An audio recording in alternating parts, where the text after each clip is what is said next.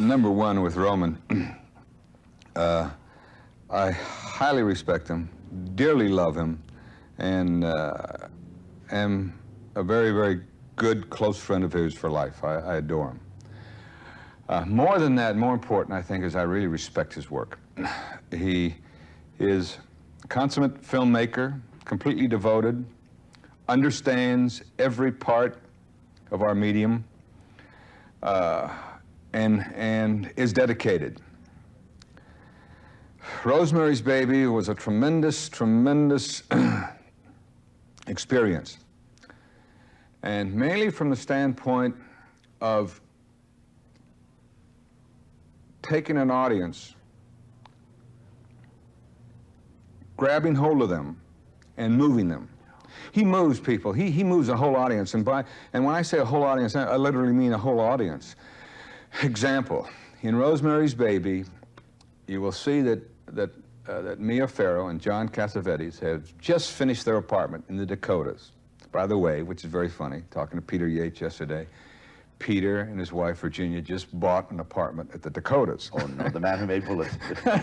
Isn't that marvelous? Yeah, that's a real coincidence. Now, we recreated the Dakota apartment at Studio Paramount in Hollywood. And recreated in actuality. The ceilings were 20 foot high, which created a tremendous problem because you actually can't light from that high, because once you light from that high, that light shines actually down and it strikes somebody in the face, and you have deep pockets in the eyes. You don't see the eyes. And Richard Brooks always says, I don't care what you do, black, white, how much light you, I want to see the eyes. Right. That was okay for The Godfather, because we got yes. these fools, but not. Exactly. And so it's the first time in the history of Paramount where a architectural drawing of the set was given to the electrical department.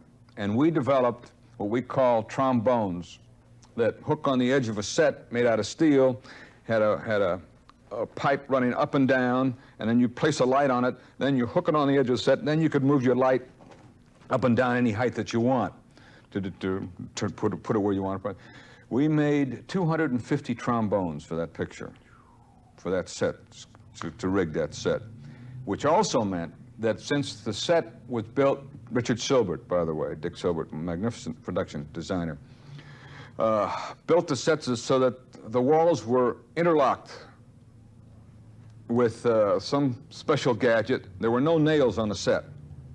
So therefore, if you wanted to take the walls out, you'd have to start at the end of the hall and pull the walls out piece by piece till you got to this part where you wanted to work. And when you put it back together, you'd click them back in. You'd actually force them back in, click them back in. Why is that? Well, because the set was built in actuality, and therefore we knew that we'd be pulling these sets apart and back together again all the time, and by nail and nail and nail, they have to keep rebuilding the sets. Yeah. So they figured, well, we'll do it this way, and it worked magnificently. Also, all the rigging was done up high. There was no cable on the floor. Reason for that? Reason so that we could move through the apartments, and so to we get could, that fluidity yes, of motion that yeah. is in the picture. Yeah. And again, it all contributes to a look, doesn't it? It does. An now, atmosphere and mood. Exactly. Yeah. And now that picture was also shot with only two lenses, an 18-millimeter lens and a 25-millimeter lens. Even the process was shot with 25 and an 18-millimeter lens. Was that to give a confining feeling? No, it's that look of that narrow hallways of opening up, so that when you move down the hallways, you could feel peripherally that the walls go by, so that you had a presence. And the presence works later on because you know that something's happening in the house, but you don't quite understand what it is. And that's Roman again, placing that weight. He's like Richard Brooks. They place a weight on the audience's shoulders so that when the picture ends, you say, oh my God, that's marvelous. I know. You want that freedom, yeah. But that's directing. Okay. And it matches the occult, that whole mood of the occult again from the content. Yeah. Perfect example. Roman Polanski, Rosemary's Baby. Mia and John have just finished their apartment. Their neighbor, Cassavetes, Ruth Gordon, who won an Oscar, by the way, for her performance in Rosemary's Baby, knocks on the door. Mia goes to the door. She opens the door, and Ruth forces her way in and says, my, this is lovely. You kids have done marvelous with this apartment. And she's acting all the way. All the time pushing Mia down the hallway, which the apartment's built on a central hallway. And all the time we're tracking back. And by the way, the camera operator was David Walsh, who did Silver Streak and did a lot of Herb Ross's pictures and Arthur Hiller's pictures. Maybe in The Turning Point, too, if memory serves me, but I'm not sure if he did The Turning Point. No, it was Bob Surtees did the Turning Point. And so now forcing us back all the way until she comes into the front room. Ruth Gordon looks around and says, you kids have done marvelous with this front room. Do you have a telephone here? In this kind of a shot. So, do you have a telephone here? And Mia says, yes, in the bedroom. Now, door jam, hallway, door jam, the bedroom there.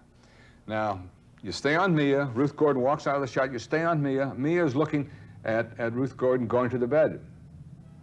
Roman says, okay, cut. Says, Billy, give me a POV of Mia's POV of Ruth on the bed on the telephone. I said, okay, 20 minutes. I have it. He says, okay, terrific. I said, okay, Roman, we're ready. And Roman looks, he says, no, Billy, it's wrong. I said, what do you mean it's wrong? Roman looks to the camera now. He says, move the camera, move the camera, move the camera. And he moves the camera over. And I said, I looked through. He said, look now, Billy. And I looked through, and he says, see, that's what I want. I said, but you can't see Ruth. He says, that's right. I says, oh, okay. So we fix a couple of things. We shoot it. We go on.